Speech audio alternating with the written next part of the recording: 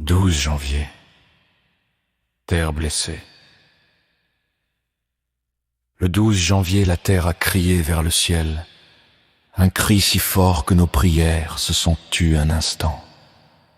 Sous Port-au-Prince, le sol s'est ouvert, comme une bouche affamée de vie innocente. En une minute, le temps s'est brisé, les montres se sont arrêtées à 4h53, et Haïti est tombé à genoux, pleurant ses enfants écrasés sous leur propre maison. Les rues sont devenues des tombeaux, les écoles des silences, les hôpitaux des prières sans réponse, les bras cherchaient des corps, les voix appelaient des noms que personne ne pouvait plus répondre. Le palais national est tombé à genoux, symbole d'un État devenu poussière et honte. Ces colonnes blanches ont perdu leur voix et jamais leurs pierres n'ont retrouvé la vie. Ils restent là, comme un témoin muet, accusant le temps, les promesses et l'oubli. La cathédrale de Port-au-Prince s'est effondrée, maison de prière, refuge des âmes fatiguées, ses cloches se sont tues sous la poussière. Et le ciel n'a plus entendu les chants du dimanche. Là où montaient les cantiques, il ne reste que des ruines qui prient en silence. Sous la terre d'Haïti dorment des âmes sans nom, des mères serrant encore leurs enfants, des enfants morts sans avoir appris à vivre, des pères partis sans adieu, sans sépulture. La terre les a pris sans pardon ni explication, et leur sang s'est mêlé à la poussière de la nation.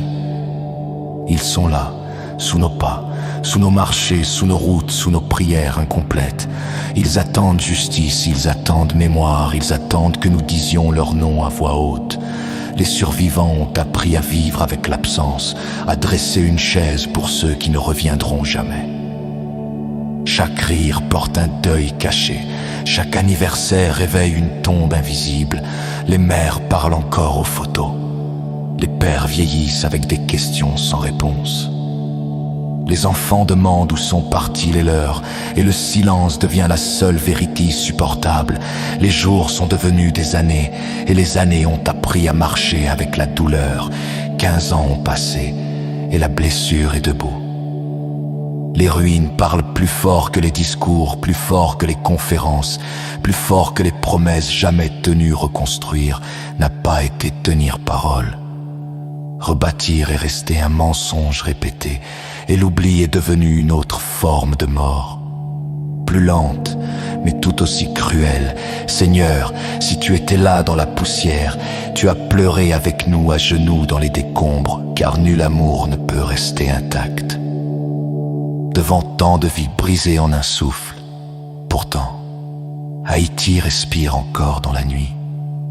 Elle respire dans les larmes des mères, dans la foi des survivants, dans le courage de ceux qui n'ont rien, mais qui donnent encore une prière. Haïti vit dans chaque bougie allumée le 12 janvier, dans chaque silence respecté à 4h53, dans chaque cœur qui refuse de tourner la page sans avoir lu les noms des morts. Et si la résurrection existe, alors que la terre d'Haïti en soit le témoin, que nos morts se lèvent dans la lumière éternelle, et que notre mémoire soit leur justice, car tant que les âmes vivent dans nos prières, tant que leur voix murmure dans notre mémoire, le 12 janvier ne sera jamais enterré. Haïti est blessée, mais elle n'est pas morte, et ces morts, eux, marchent encore avec nous. Écrit par Samuel Georges, à la mémoire de nos frères et sœurs qui nous ont délaissés pour un voyage sans retour. Le 12 janvier.